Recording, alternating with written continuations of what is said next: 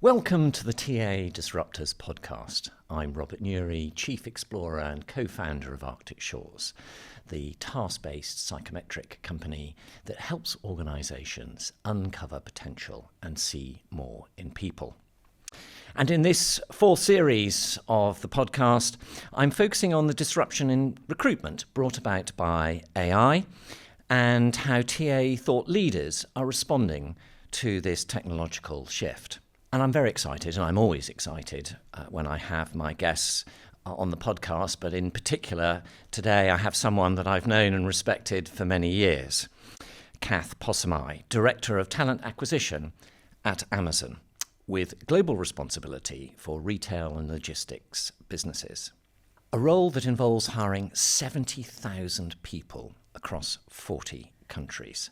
I think many of us who are in talent acquisition and listening to this can barely imagine what it must be like having to do that and support that size of organisation every year. Hiring so many people across so many countries for a major global brand would indeed be a scary job role for many people, but not you, Cath.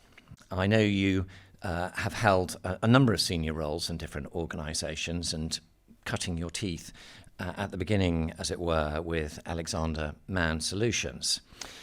But the area that I think that you probably become most well known, and perhaps we'll refer to this a little bit later in there and certainly talked about, was your previous role as CEO of the Army Recruiting Group, which was an unusual organisation because it was a joint military-civilian one, managing 1,200 staff, covering all regular and reserve recruitment for the British Army. And when you took it on, this was a struggling and much scrutinised partnership. I think it's interesting when people go into roles that are in the public eye, and it completely changes the way that we are perceived and the way that we've got to communicate when suddenly you've got the media looking at you. And then when you're being asked to come in from the private sector to work with the public sector and you've got a misalignment in terms of culture and the way that people expect to be organised. And so I think that's a fascinating challenge about how you did that and how people do that. But you not only turned around that organisation, but you led some really bold campaigns. And some people listening will remember the Army Snowflakes campaign. I remember being asked by one of the brigadier generals about what I thought of the Snowflake campaign without him actually saying to me whether he liked it or not. And I wasn't really quite sure what to answer on all of that one, other than just give my honest opinion, which I thought was we need to reach out to young people, and we'll come to this a bit later, and we need to think about how we communicate the roles in organisations and break some of the traditional views of them. And I loved the Snowflake campaign for challenging thinking, and we'll come back to that. But it is worth stating for the record that campaign resulted in the Army hitting its recruitment target for the first time in many years. So congratulations to you for that. Massive team effort. Of course.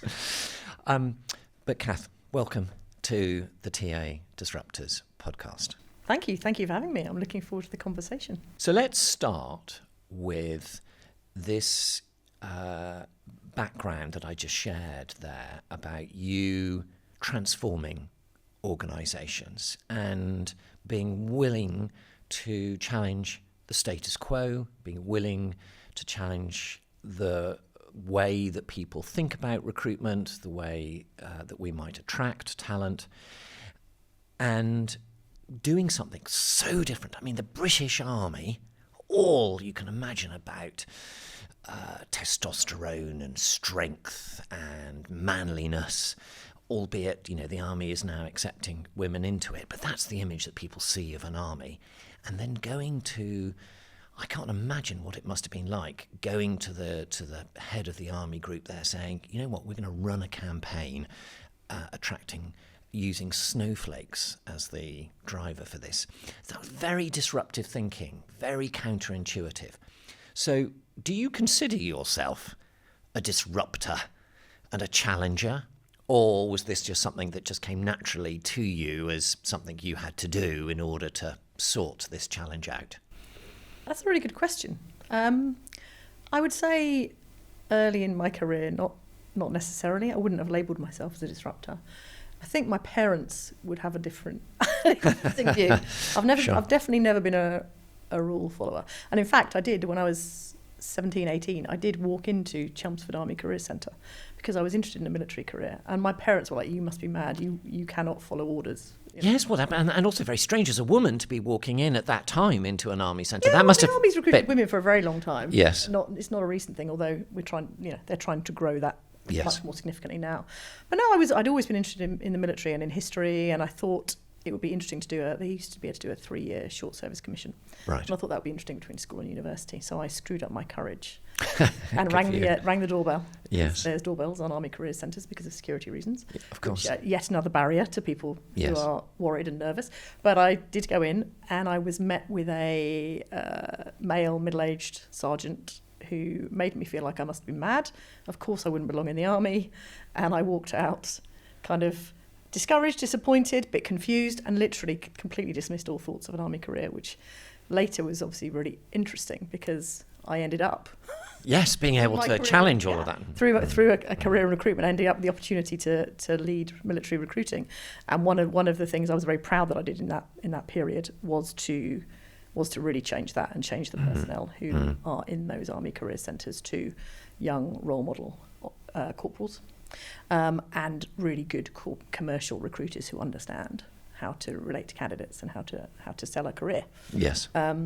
So was it that experience then that led you to going, you know what, we can do better than this? Or it was just naturally you have, your approach to things is let's think about how we can do these things better, even if it means ruffling feathers? Yeah. I mean, I've definitely never been scared to challenge authority, point out there's different ways to do things. But I think that probably, it did come to the fore most obviously in that army role. And it was challenging, being generally the only female and the only civilian in the room with a room full of male generals who'd all worked together for years, probably 30 years together in the military, and being the person in the room to kind of hold the mirror up, being willing to hold up the mirror and say, look at this organisation, look how we need to do things differently if we really want to change. And I learnt then the power of being willing to do that. And also something I talked about a little bit around, if you're in environments like that and you are the one different, for whatever reason, that if you can assume you're included and act that way. Right, that's a really interesting point. It can become a self-fulfilling prophecy. Yes. I realised I could choose to stand in the corner and feel excluded and feel different. And almost confront and see it as a conflict rather than a... And nothing would get done. Or I could choose to assume that I was included and act like it. And I might be able to make a difference. Yes. And that's and enormous credit to a lot of the really brilliant senior army officers I work with, who were willing to be challenged and say, okay, yeah, we haven't thought of that. Maybe there's something in this. And you talked about the Snowflake campaign. I had an incredible marketing team. That's not me. That's an incredible marketing team who produced those campaigns. And then it did take every year, and that Snowflake campaign particularly, several rounds of going to lots and lots of different people in the military chain, and that right up to the Secretary of State for Defence. Gosh. Secretary of State for Defence had to sign off those campaigns. Because it was going to be in the public eye. Yeah. So people were going to say, what are you doing? What are you thinking? How's this really going to drive forward army recruitment? Massively high profile. And actually that campaign, I thought the fact that we deliberately in the posters had chosen to echo Kitchener and World War I was actually the point. Your country needs you. Yes, exactly. I thought at the time, it was 2019, just after the 100-year celebration of World War I thought that was going to be the controversial point. I didn't see that snowflakes, me millennials, selfie addicts, which were the headlines we used on those posters, were going to be controversial. I thought it was actually the format. But in the end, it was this almost, I was amazed at people misunderstanding, it was the fact we said, snowflakes, your country needs you, that generated such an extreme reaction. But because it was counterintuitive, I think that was, and that we needed that. We needed to, because all the previous campaigns were not generating the results. So you've got to do something different. Right? And appeal to a different audience who might not have considered.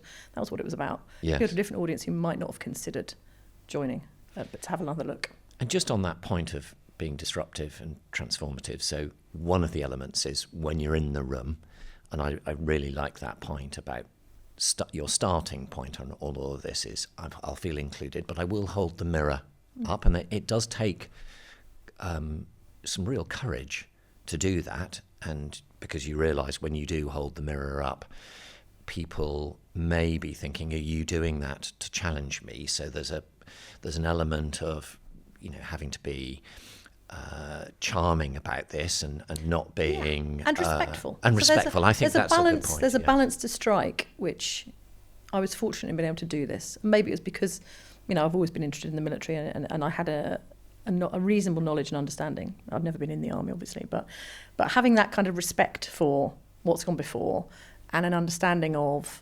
why an organisation acts like it does and why the people on top of it behave as they do, and coming at it really leading with kind of curiosity and empathy, rather than just leading with I disagree with this. Yes, I like that. So it's really curiosity and empathy of asking why and couldn't we do it in a different way, and I really like that. But there must have been an element, and I wonder what you took from this, but there must have been an element when you woke up in the morning and saw all those headlines and go, good grief, what have I unleashed here? Have I really done the right thing? I remember that day in January 2019 so clearly, because we did a big launch in the MOD headquarters, and we had Radio 1 there, we had American journalists there, and Kenny Holmes came along to see and talk about it, and it was on and my marketing director was interviewed on Radio 1, and I was like, wow, this is great, and it got some really great initial reaction. And I went home feeling really excited, and I put a post out on LinkedIn about how proud I was of the campaign. And then I got and I'd literally pretty much gone to sleep, and I got a phone call from our social media manager at about 11:30 at night saying, Cath, I think you need to see this. And there's a military kind of chat, banter, so-called banter channel called Fill Your Boots on Facebook. And they had taken the LinkedIn post, posted it on Facebook, and then the feed was full of about 500 really the monsters emerged. Nasty trolling, personal abuse. I was astounded. So that was really shocking. Yes. And in the end, the MOD had to get involved to get that taken down. But then, obviously, fast forward a couple of months, and we could see that the campaign had been enormously successful, and it was great. So it's about holding your nerve. And if you know that you've thought about it, done it for the right reasons, and of course you can't do that sort of thing unless you know that people are going to support you. I think that's always the difficult thing when you are challenging the status quo, whether that be in talent acquisition or in any other role, is knowing whether are you on your own or are you going to be supported on this. Yeah. Well, I think there's some really good lessons, and I'm sure you've taken some of those into your new role within Amazon now, not so new because you've been doing it for a while. One of the things that's been really clear in the last 12 months or so is the huge disruption just generally that's going on in talent acquisition and recruitment. Part of that has been just a very much a different economic cycle that we're in, but a lot around technology and the role of automation and the role of AI. And a lot of people are now starting to question, and we're seeing a lot of posts around this about, well, what's the value of a recruiter and in-house recruitment? Can we get AI to do all these things that traditionally recruiters thought that was part of their value? So how do you see this change and this arrival of automation and technology now in terms of what it means for the value of in-house recruitment? I think it's a fascinating time, probably more fascinating than ever, actually, to be working in the world of recruiting. And no matter what happens with technological innovation, digitization, organizations are always going to need the right quantity and most particularly quality of people to be working for them. Yes. That's a given. The robots aren't going to replace everything. Yes. Yes, that's right. But the jobs will undoubtedly change. Yes. But we are always going to need people to fulfil them, and Yes. and that means we're always going to need people to do the job of finding, selecting, engaging, and bringing people into organisations. Because that has to be a human-centric process. It has to be human-centric.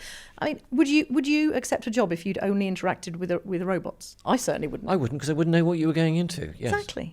Exactly. So that human connection within recruitment is always going to remain critical. We actually did a piece of work in Amazon last year. We're very fortunate we have a lot of scientists in-house around what are the human moments in the recruitment process that we cannot touch, and actually we should elevate and emphasise. So what are the human moments where the interaction with a recruiter and a candidate is going to make the real difference to that candidate, to their likelihood to proceed in the process and eventually, hopefully, to join Amazon.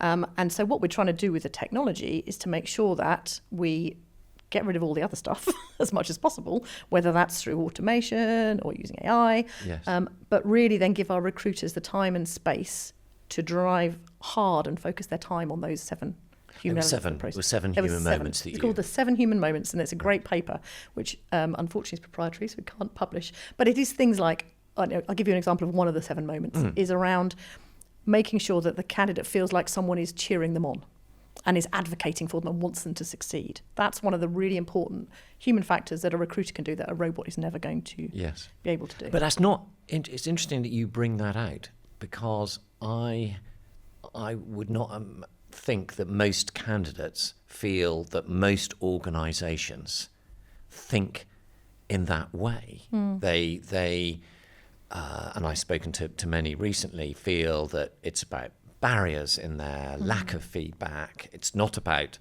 how we support their success. It's more about hurdles for them to climb. So is that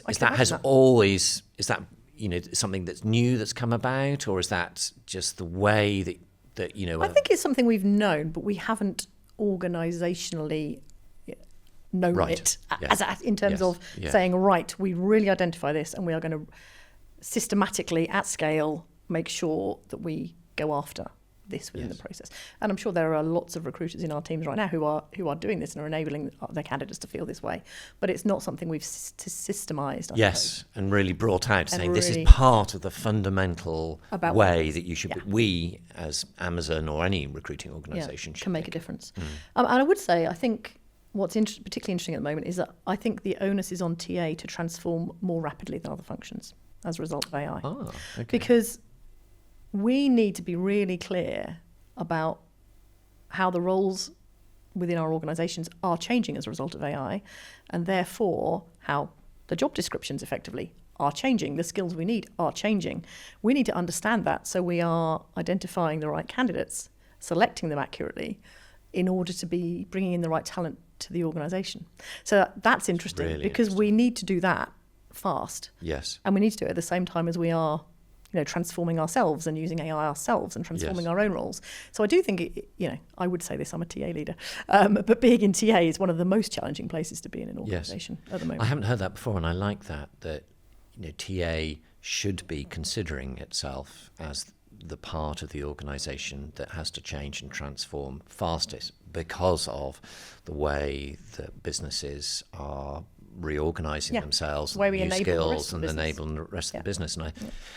And I don't think necessarily TA has always felt that they have had the remit to do that, because traditionally it has been hiring managers come along, here's a job requisition, I need that person as fast as possible, as cheap as possible, as quickly as possible, and at the highest quality, things that often are in conflict. But the role of TA has literally just been to fulfill a job requisition, whereas what you're saying now is actually we need to be more strategic in TA around that. We need to anticipate how the organisation is changing and the skills we're going to need. And we need to therefore adjust our recruitment process for that too. And we'll come to that in a second. Yeah, I think we will. I mean, I think being really clear about what does quality look like in a very objective way in which we can circle that back into our process so that we are having better chance of hiring the right quality is a real huge focus for us. And just on that note then, have you changed or are you changing your thinking about what quality of hire means and how we find it? Well, I think because of the changes AI will make to the workforce and to the roles, that will inevitably lead to kind of evolution in what quality looks like. We have a very strong metrics approach. Amazon's famous for its approach with data. And we do measure quality very carefully. And we do a bunch of experiments just to check what inputs in our recruiting process are likely to drive the best quality outputs. So, and in terms of how we measure that quality, obviously we look at attrition, yes, voluntary and involuntary, in the kind of first 6 to 12 months, which we think can be a recruiting factor. But we measure. We have a hiring manager survey that measures how the hiring manager rates the quality of their hire at 3 months and at 6 months. Recognising that is open to a little bit of subjectivity by the hiring manager, because obviously if the hiring manager helped choose them, then the hiring manager is going to think they're good. Yes. So there is a little bit of health warning, which we're well aware of around that, but it's the best outcome. Better than nothing, isn't it? Better than nothing. And then we also look very closely at the talent review metrics that we have. And we do talent reviews twice a year in Amazon. And so we look at the ratings of our hires through those talent reviews. And then we are circling that back into our process in terms of what methodology do we use to hire these people, who are the best performers, who are the most likely to succeed. And there are some other kind of more objective measures around things like software development engineers. You can have other quantitative metrics that you look at to measure their success. So we also look at that in terms of our highest performing. So a bunch of different bits of data, which is important around all of this, because it's never one thing. You've talked about the 7 human touch points, and I really like that that's the starting point of all this, because a lot of the time I hear people looking at introducing automation and technology we've just got to improve and optimize things for an efficiency, and the effectiveness piece, the quality of hire, the human touch, is almost pushed to one side in this drive for efficiency. So how have you been looking at, and are you able to share any examples of how you've used technology, or you are thinking of using technology to drive those bits in between the 7 human touch points? Sure. We are having, the challenge, I think, one of our biggest challenges is prioritisation. Yes. Because so much you could do. There is so much we could do. And I think we may be not wholly unique, but I think possibly unique in Amazon in that we develop all of our HR and recruiting tech in-house. Yes, that is unusual that you have access, don't you? Do you have a certain amount of developer hours or something you can get? And it's very, very, the tech teams are situated extraordinarily close to the teams that they serve. So my peers are a couple of recruiting leaders and then tech leaders, data leaders. And the conversations are, okay, well, what do you want?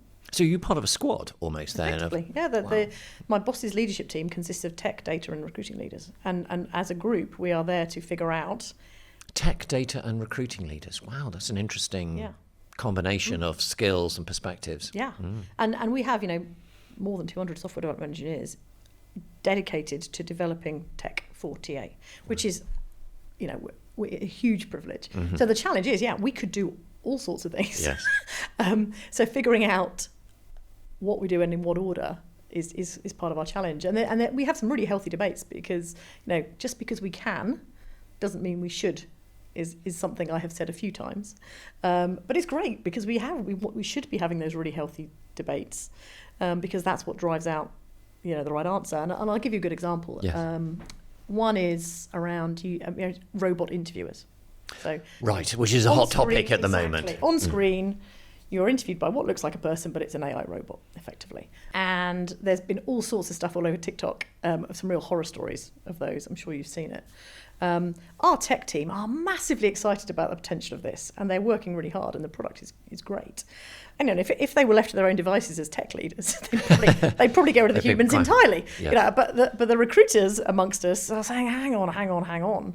Because the interview is one of the critical points to my point around human, where you build empathy, understanding, connection with candidates. So we want to be really thoughtful about where we deploy this. When and how. When and how and where. Yes, it's going to be an enormous game changer in terms of allowing us to more accurately and fairly assess many more people than we could do if we and consistently, humans, isn't it? Yeah. And consistent and totally consistently and remove bias. So it is exciting, but there's also a point of okay, where and when and how and why. Yes. So we're being very, very thoughtful about that. I think it'd be really interesting for people around this to understand, first of all, how do you prioritise? Why did you prioritise that? And then how are you being thoughtful about it? Because it's the challenge always around this is, this is the shiny thing that everybody's talking about. Let's do that. And you're in danger of breaching your 7 human touch points, because surely the telephone interview, which is largely, I assume, what a robotic interview or a computer-based interview is going to replace, that was one of the human touch points now. So how are you, first of all, why did you prioritise that? And then secondly, how did you ensure that it still delivered on the principles of making it human-centric and fair, and it didn't just become a tech experiment? Lots of questions. I wouldn't say that's one of the things we're doing. I wouldn't say we've necessarily prioritised that over anything else. There's a whole bunch of other things. So, for example, one would be around at face-to-face interview stage, as it was called in the old days. Yes. Now it tends to be on a screen for a lot of the time. Although we are also doing a bit of a return to face-to-face interviewing in some areas as well. We do a panel. So there's depending on the level you're coming in at, it's between 4 and 6 interviews that you'll have in a very short space of time. And we are really rigorous around capturing the notes and the evidence in those interviews. Yes. And then there is a debrief at the end, which is chaired by a bar raiser. Oh, yes, that's right. It's this Amazon term of, is this person coming into the organisation going to raise the bar, as it were, in the team? Absolutely. So on the panel, there will be the hiring manager and there will be a bar raiser. And then there'll be a number of other interviewers. And we're using AI to try and remove, that's a huge amount of human effort, if you think about, because we require really detailed notes from every interviewer. Yes. So using AI to summarise those notes and to help draw out the key pieces of evidence to support the bar raiser in chairing that conversation is something that... Brilliant. Yeah. Huge value. Enormous value. And that's not going away. We're very clear that the humans have to make the decision. Yes. You can use the AI to do the heavy lifting in terms of the administrative work, but the humans have to make that decision. Yes. And the bar raising program is an enormous investment by Amazon in terms of the time that it takes. But again, we know that people who are hired involving a bar raiser are higher quality. We've done the experiments over the years. Yes, and you've got so it's data important on and that. we're committed to it. And in terms of the other question around the AI interviewing... Sorry, and we'll come back to because it does link to the AI bit on this, which is, so I get the way that you prioritise it is, how's it going to add value? How is it going to save recruiters time to enable them to do the things that they're best at, which is creating that chemistry and that link and supporting candidates. So I get the recording of notes. The bit that I'm not quite so sure about is this idea then of replacing the panel with a robot, or have I misunderstood what you're doing? But earlier in the process is where we would use the... Right. Yeah. You would use just the initial screen. Do you have the right to work, or? And probably a little bit more than that. Okay. More than the basic questions. But we have so many in certain, and this isn't true of every geography, of course, and every job, but in certain geographies and job codes, we have thousands and thousands of applications. Yes. And unless you have some way of automating the initial stage selection, shortlist. Yeah. You are not going to get the best candidates. Yes. So what we're trying to do through that kind of automation is to very quickly, right at the front end of the funnel, take it from big to very narrow. Yes. Very narrow immediately. Yes. So the people who we have recruiters spending human time and effort on are the ones who are we know from all our data, are more likely to succeed. Yes. In Amazon and in getting through the process. I really like that. And I've often talked about, we used to think, and you would have known that from your Alexander Mann and Capita days of this, we used to think of the recruitment funnel a bit like a bucket, that it went through phases, and at the bottom you made your hires. But now, and particularly with such a strong brand name like Amazon, but generally I'm hearing that the recruitment volumes are just going crazy. So it's got to be a bit more like a cocktail glass, which is, It's a martini yes, It's a exactly. martini Think of a martini glass. Yeah, exactly. You've got to go very, very wide and then Yes. immediately narrow. Whereas, exactly to your point before, a funnel would look like that. It would. Yeah. And we have to rethink, and that's where AI automation and AI can come in value. huge different. Can really level the playing field in terms of giving everyone access, but allowing organisations to make sure that they are quickly identifying Yes. those who are most likely to be successful. Yes. And how do you at Amazon, because it'd be the same for a lot of TA leaders here, they're all sitting there thinking, yeah, I've got this massive top of the funnel volume problem. In your case, you have excited tech leaders coming along saying, I've seen these, AI robotic interviewers and I think they'll be amazing. For other TA leaders, it'll be they went to a conference and somebody came along with an AI avatar and it sounds all amazing. But the worry for a lot of people is that while you might get the efficiency piece, you might equally introduce bias at scale too. So how do you ensure that by introducing this new tech that sounds absolutely amazing, that you don't have unintended consequences around this? It's a great question, and I think all organisations using AI in any way, shape or form should be worrying about that. We do have extraordinarily rigorous, as you'd expect, AI governance in Amazon.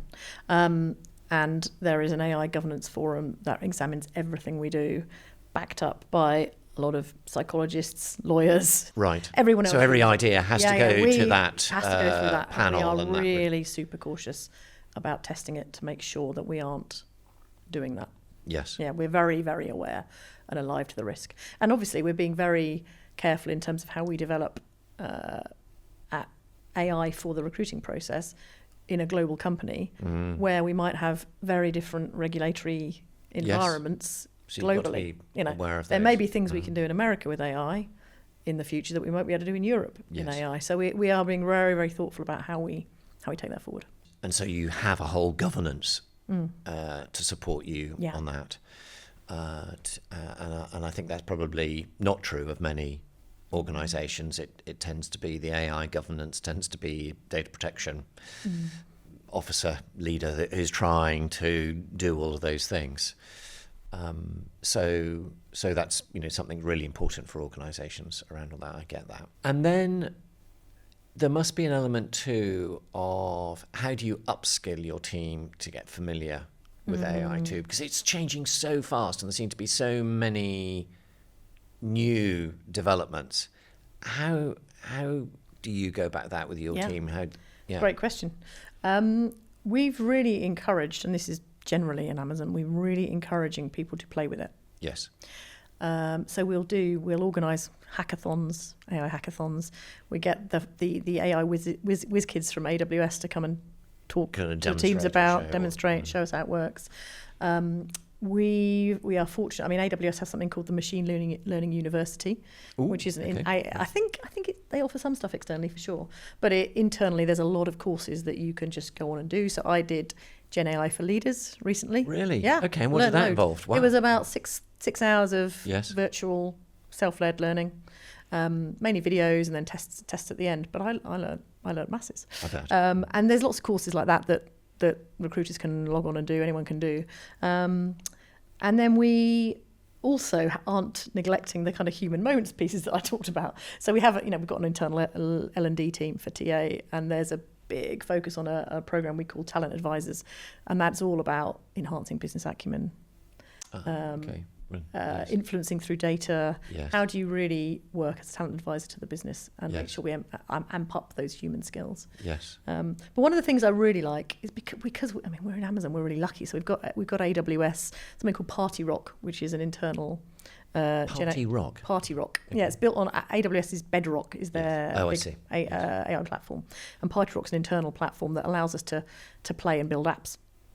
So okay. so So that's my team you have can been experiment and come up with my ideas. team have been building all sorts of apps, and actually the one I mentioned around summarising all of the interview feedback was developed by one of my junior recruiters in Party Rock.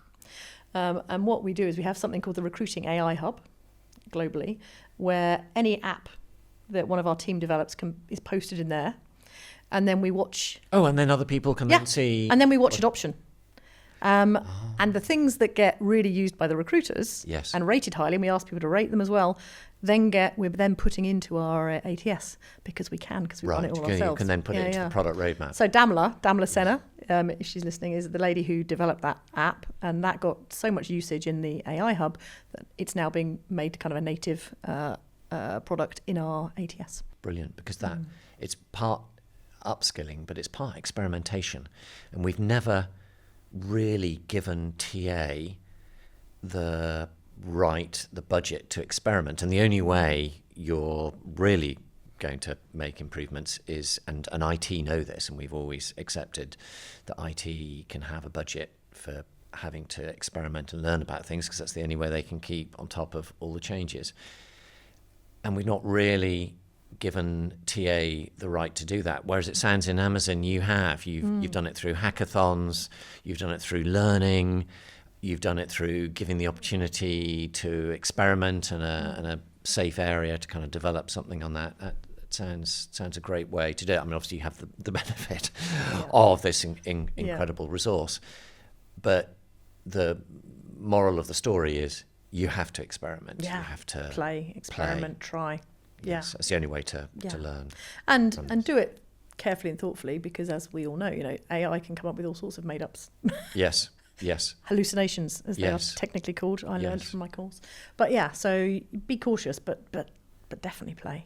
Yeah, because I think that's always been the worry, hasn't it? And I don't know if how you do this playing in a safe area. I assume that anything that goes into your AI hub, the example you mentioned from Damla on this one, also has to go through the AI governance piece too. There's always that a central gatekeeper team that looks after that and gatekeeps. Yeah, exactly. And I think that's, you need to set up a safe environment that's still got the governance in there, rather than it going completely wild. Well, thank you. I think that's a really useful insight and way that organisations can think about this. One of the other areas that a lot of people talk about AI and the impact of AI is going to be around what do we do for our early careers talent, the talent that we're bringing into the organisation. So the CEO of Anthropic the other day said 50% of entry-level roles are now going to be done by AI, and so we're not going to need all these young people coming in that we've so carefully built systems and processes and training programs to support the future of development of our organisations. And I know, because you were an advisor to the Institute of Student Employers, and so that early careers element of the working organisation is important to you. So how do you see some of the challenges that AI is going to bring about for these roles that now they can be done? A lot of these things can be done by AI. Yeah. Interesting, actually. Matt Garman, who's the AWS chief exec, about 3 weeks ago, I think, was on a podcast saying, and there was a few news stories run about this, saying, if you get rid of all your junior people and replace them with AI, you're an idiot. Really? So, I might be paraphrasing, but basically, it's the dumbest thing he's ever heard, or something he said. Yes. So I think that you are getting different perspectives from some of the tech leaders and thought leaders, which is interesting. I do think it's a really interesting challenge, because it is true, undoubtedly, that a lot of roles that would traditionally be entry level can be replaced by AI and done by AI. But if we are not, I suppose there's two imperatives for me. One is, if you do not employ people in junior roles, how do they get to be mid-level and senior? And a good example is software development engineers in Amazon. We recruit at the moment thousands globally of software development engineers, SDE1s as we call them, as they're graduates straight into the company. Right. And now a lot of their role could be done by AI. But if we don't recruit SDE2s in that volume, how do we get the SDE2s and the SDE3s, who are the more senior, for the future. So there's part of you need those people to come through and learn in order to, I suppose, future-proof the organisation is one level. And then there's also a really important kind of social imperative around this as well. If we do not employ our young people coming out of university or coming out of schools, then what? We have a huge, society has a massive issue. So I think both those things are really important, and organisations need to think carefully about those. There's also, I think it's always true, and we don't really know what this looks like yet because we're so in the early days, but AI will transform jobs. Yes. There will be other entry-level jobs that AI creates. We just might not know what those are yet. So I think there's a lot of kind of doom-filled speculation. Yes. But I also think we will find a path through it. But we do have to, I think employers and governments need to think very carefully about how we incentivise the right actions in order to make sure we don't end up with a social issue. Yes. And I've got kids who are 16 and 20. You want to know that they're coming into something where they're going to learn the skills. This is coming over the horizon for them. Yeah. So it's top of mind for me for both personal and professional reasons. Yes. And I think so we've got to find a way of addressing this, and part of it is also thinking that what we want people to do when they start their career and learn the skills they're going to need for the future is going to be different from what we did in the past. Because in the past it was always about, well, you need to cut your teeth in doing the boring tasks before you get to the interesting ones, because you have to learn in that way and build up. I always think it's interesting, the difference between tacit knowledge and learned knowledge and all of this, and what an academic education gives you is very much specific learned skills, but then you've got to acquire the tacit knowledge, which is what experience gives you. And so we just have to think about, okay, well, the learned knowledge we used to have from education around that, critical thinking, problem solving, some of those things will still be relevant in there. But also education needs to shift a bit as well to prepare the young people coming in to these roles, because the roles they're going to be doing will be different, and they need to be prepared in a way where they're using technology quickly to augment the value that they can provide and pick up the tacit knowledge. So what's your thought about that as to, it's one thing we've got to do, and it's another of, well, how do we then ensure that they're giving and getting the value from that? This is really top of mind for me. I think it's a real hot topic, and we have to get better at it. Yes. I look at the education system. There's lots of stuff written about this, but the education system was formed in about the 1850s, and it hasn't really changed a lot since. And what we're teaching in schools and universities is mostly not what employers need. But it's really hard. You can't just blame the education system and blame government. No, because everybody's got to evolve. Yeah, everyone's got to evolve. And employers also, I think, have an enormous role to play in this. And it's twofold. One is making sure that we are leaning in terms of showing kids what careers can look like in the future and how that physics lesson might relate to a job in the future.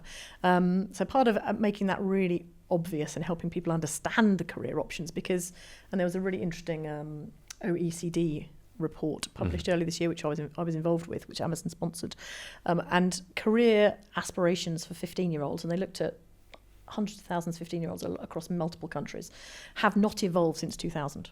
So in 25 years, what 15-year-olds think they want to do hasn't really changed, despite all the technology. Despite everything that's changed, it's still doctor, lawyer, engineer.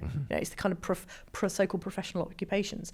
But the number of kids who think they're going to do those jobs vastly exceeds the number of those roles that are available. And also often the educational level that those kids are likely to attain. Right. Yet we have an enormous gap in terms of trades. Yes.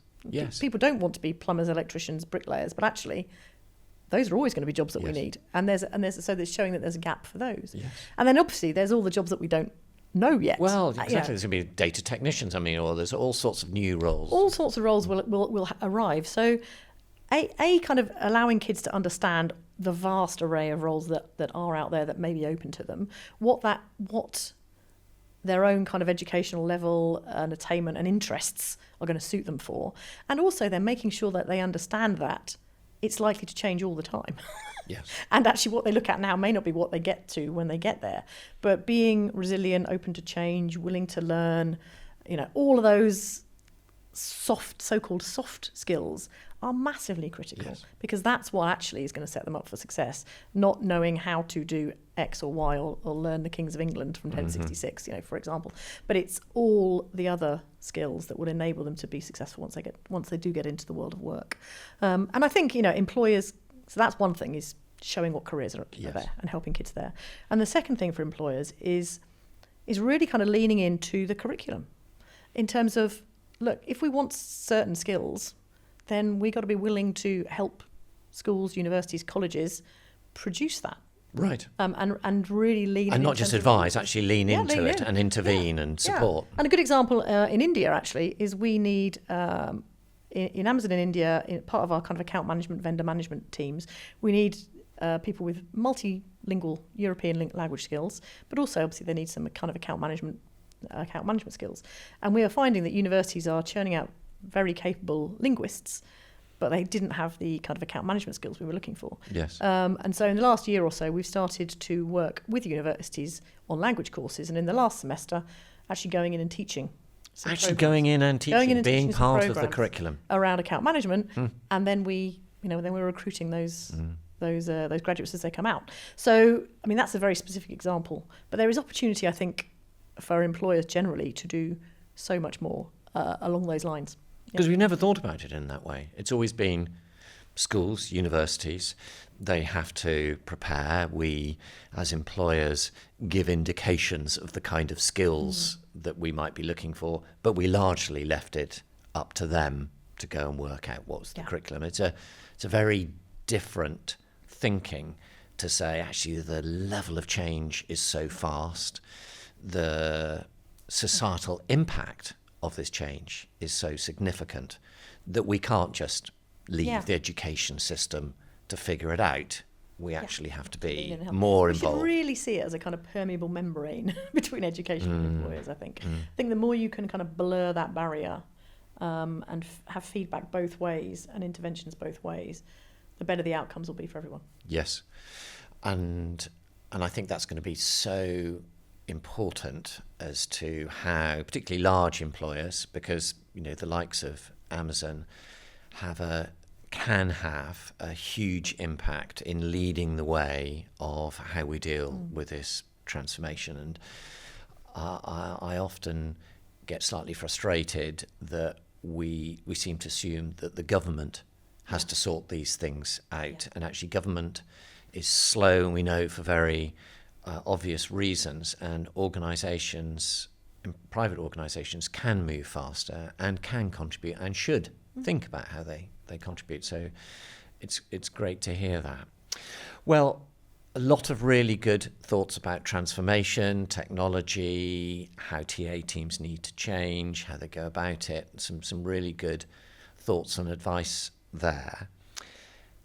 And I wonder now, having gone through the career that you've had, and starting with an RPO, then going to Capita, and now with Amazon, and the sort of fast pace of change that's going on now, what would you say to your younger self about things that now that you've learnt that actually that would have been incredibly useful if I'd had somebody share that with me? Share that with me. I think there's a few things. I've done a few school presentations on career advice to my younger self. So there's a few things. I think authenticity, the power of authenticity, is really important.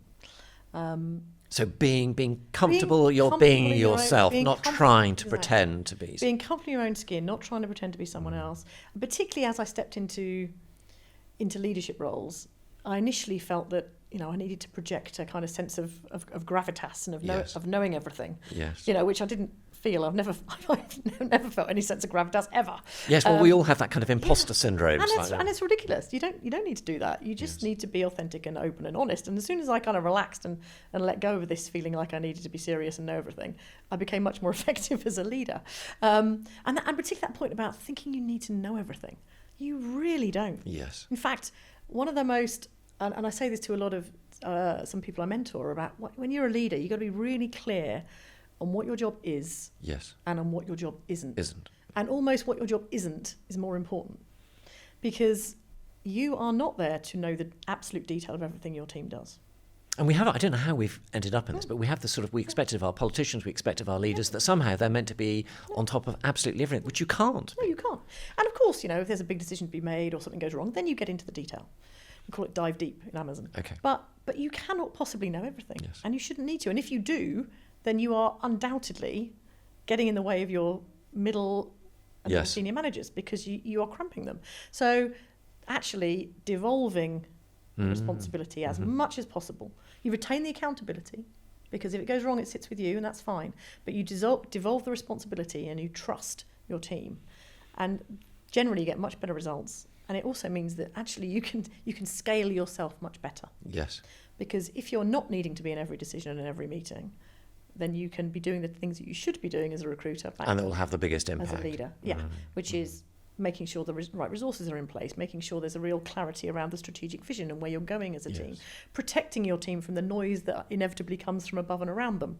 That's the role of a leader. It is not to know the micro level detail of everything that you do. So I think if I'd known that a lot earlier in my career, I could have been more effective earlier. Yes. I think those two things, advice. on their own, authenticity, being prepared to step back from the detail, because in your early parts of your career, it's all about the detail and trying to prove your capability. You're very much in the weeds of it all, because that's your role in there. And sometimes you can carry that legacy with you and not let go. And you don't know when and how to let go unless somebody tells you. Yeah. Some future AI robot self that might help you in your career development. Cath, it's been fascinating talking to you. Lots of really good insights and lots of great thoughts. And thank you so much for coming on to the podcast. Thank you for having me. I've already enjoyed the conversation. Thanks, Robert. Thank you.